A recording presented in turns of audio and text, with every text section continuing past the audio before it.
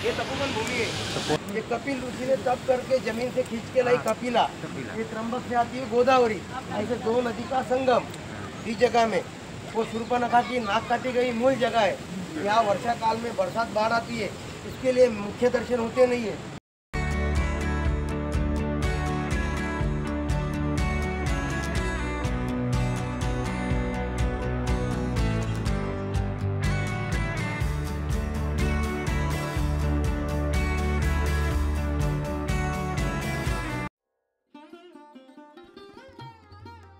नमस्कार सगळ्यांना, तुमच्या सगळ्यांचं स्वागत आहे एका नवीन व्हिडिओमध्ये।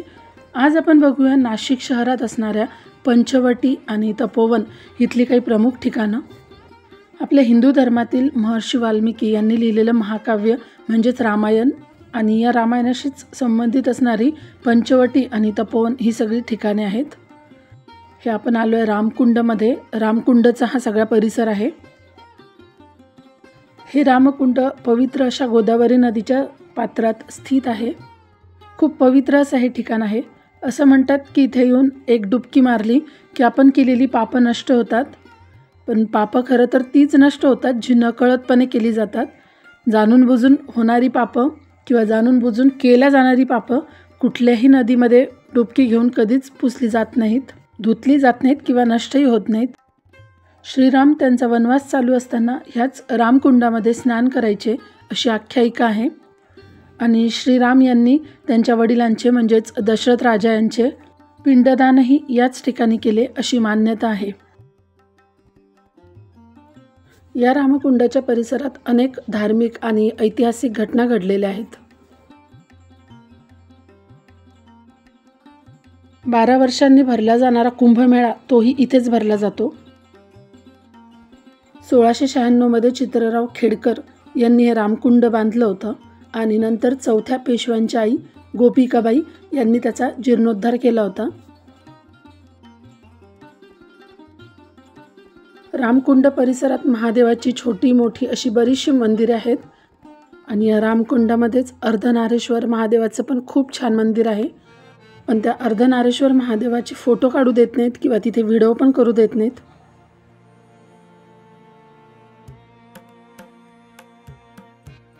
समुद्रमंथनाच्या वेळी अमृताचे काही थेंब या कुंडामध्ये पडले होते अशी पण आख्यायिका आहे। असं हे पवित्र रामकुंड याला रामतीर्थ असंही म्हटलं जातं। ह्या रामकुंडानंतर आपण बघूया कपालेश्वर महादेव मंदिर, जे रामकुंडाच्या अगदी जवळच आहे।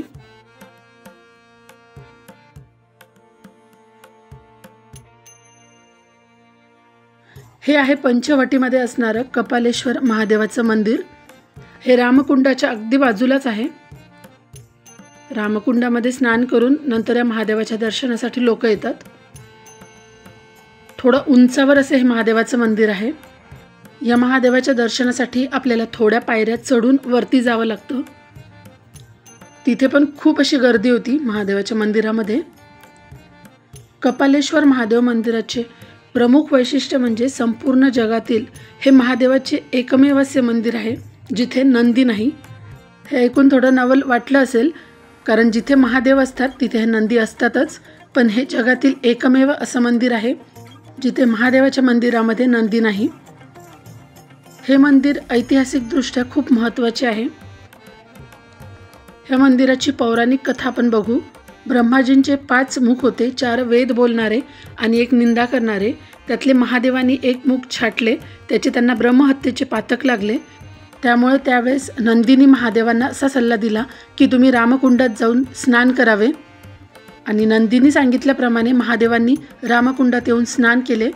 तेव्हापासून महादेवांनी नंदींना गुरुच्या ठिकाणी मानले, म्हणून ह्या मंदिरात नंदी नाही अशी पौराणिक कथा आहे। कपिलेश्वर महादेवाचं पण खूप छान असं आमचं दर्शन झालं। ही कपिलेश्वर महादेवाची पूर्ण कथा इथे लिहिलेली आहे।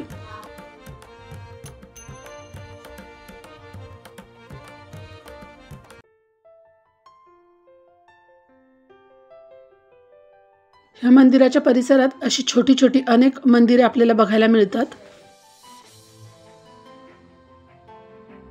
बरीच अशी शिव मंदिरे तिथे आहेत।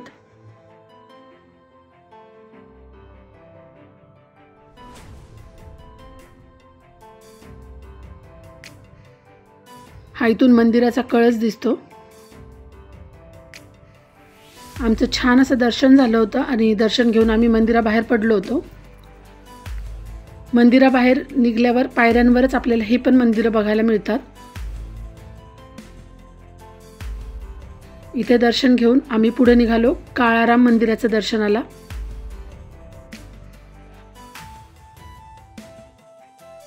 कपालेश्वर महादेव मंदिराचं दर्शन घेऊन आम्ही पुढे आलो काळाराम मंदिरामध्ये दर्शन घ्यायला.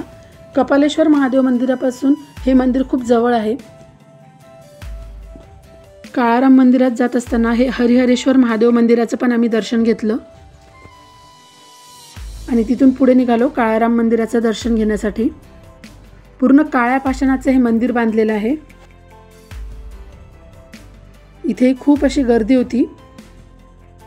या मंदिराच्या आतमध्ये मोबाईल वापरण्यास किंवा व्हिडिओ करण्यास सक्त मनाई आहे. श्रीराम हे वनवासात असताना या ठिकाणी त्यांनी वास्तव्य केले होते असे म्हटले जाते. त्यांची पर्णकुटी याच ठिकाणी होती. गोपिकाबाई पेशवे यांच्या आदेशानुसार पेशव्यांचे सरदार रंगराव ओढेकर यांनी हे मंदिर 1778 ते 1790 मध्ये बांधले. इथे रामासोबतच सीता आणि लक्ष्मण यांच्याही मूर्ती आहेत. त्याचप्रमाणे इथे काळ्या मारुतीची पण खूप छान अशी मूर्ती आहे. ह्या मंदिराचे कोरीव काम अगदी बघण्यासारखे आहे. मंदिराचे बांधकाम करताना दूध, गूळ, मध आणि चुना हे चारी मिक्स करून दगडाला दगड जोडून असं हे मंदिर उभारलेलं आहे. खूप सुंदर असं हे काळाराम मंदिर आहे. हे बाहेर तुळशी वृंदावन पण बघा किती छान आहे. खूप छान असं इथले आमचं दर्शन झालं. यानंतर आम्ही गेलो सीताहरण जिथे झालं त्या ठिकाणी.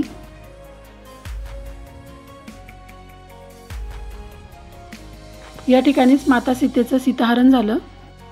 इकडे बाजूला रावणाची मूर्ती आणि त्याच बाजूला सीतामातेची मूर्ती आपल्याला बघायला मिळते. ह्या मंदिराचं बांधकाम सध्या सुरू आहे. इथून आम्ही गेलो लक्ष्मणजीच्या मंदिरात.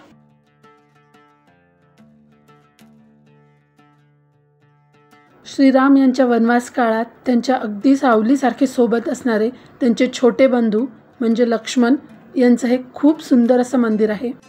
पूर्ण भारतात नाशिकमधील तपोवन या ठिकाणी हे लक्ष्मणाचं एकमेव मंदिर आहे.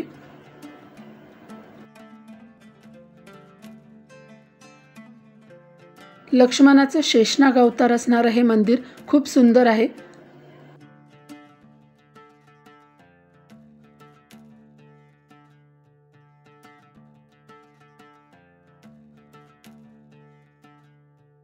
रावणाचा शक्तिशाली मुलगा मेघनाथ याला मारण्यासाठी लक्ष्मणांनी इथेच असणाऱ्या वटवृक्षाखाली तपस्या केली.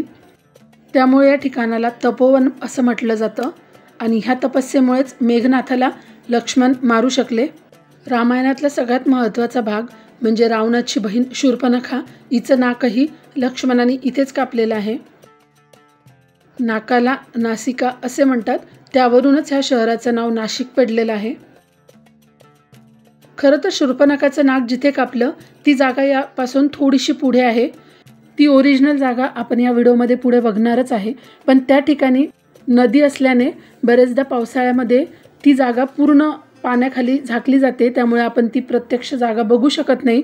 म्हणून या ठिकाणी आपल्याला शूर्पणखाचं नाक कापलेला हा देखावा बघायला मिळतो.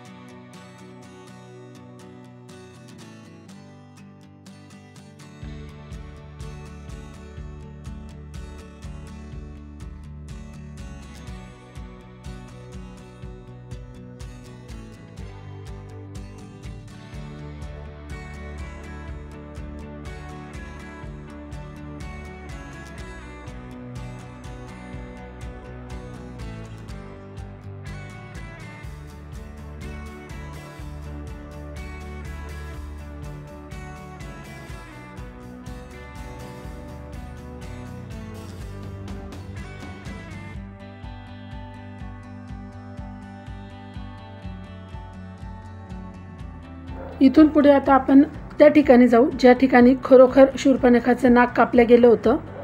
कपिला गोदावरी नदी संगम इथे आपण जाऊ.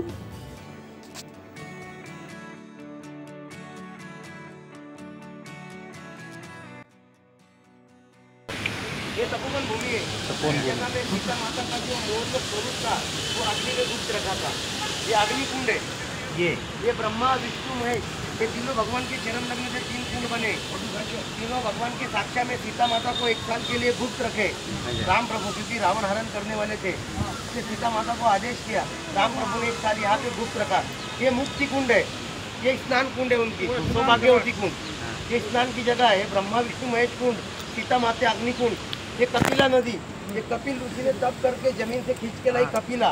ये त्र्यंबक से आती है गोदावरी. ऐसे 2 नदी का संगम इस जगह में. वो शूर्पणखा की नाक काटी गई मूल जगह है. यहाँ वर्षा काल में बरसात बाढ़ आती है, इसके लिए मुख्य दर्शन होते नहीं है. इसलिए टेम्पल के लिए वो ऊपर देखा ना, वो डुप्लीकेट जगह है, ओरिजिनल जगह है. जाके दर्शन चलो यहाँ खड़े रहो, ये मेन जगह. अभी दान पुण्य करना है. हाँ, अभी देखो दादा, अभी प्राचीन मूर्ति, पुरानी मूर्ति. अभी पर्व चालू है, सावन मास महापर्व है. गोदावरी में यात्रा स्नान, गोदावरी का दान. जय श्री राम. जय श्री राम. इच्छा बने वो पात्रों में दान करो. कोई 10 करते 20 करते. ये सावन मास का महापर्व है. गोदावरी में यात्रा स्नान, गोदावरी का दान. ये कपिल मुनि जो खुशी है, श्रद्धा है, वही करना. अभी 15 दिन पूरा पानी के अंदर. हम लोग 3 दिन से यहाँ बैठ कर चालू कर दिया. वो लाइट का खंभा है, वहाँ तक पानी था पूरा बंद हो. मूर्ती इच्छा बने आता आपली इच्छा होती है. 27 में कुंभ है नासिक का, 28 में उज्जैन. वो जगह का हो चुका है.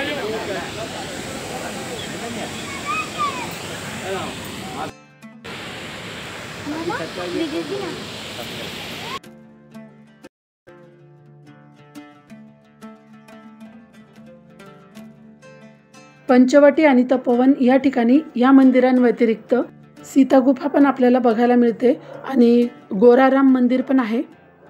पण वेळेअभावी आम्ही तिथे जाऊ शकलो नाही.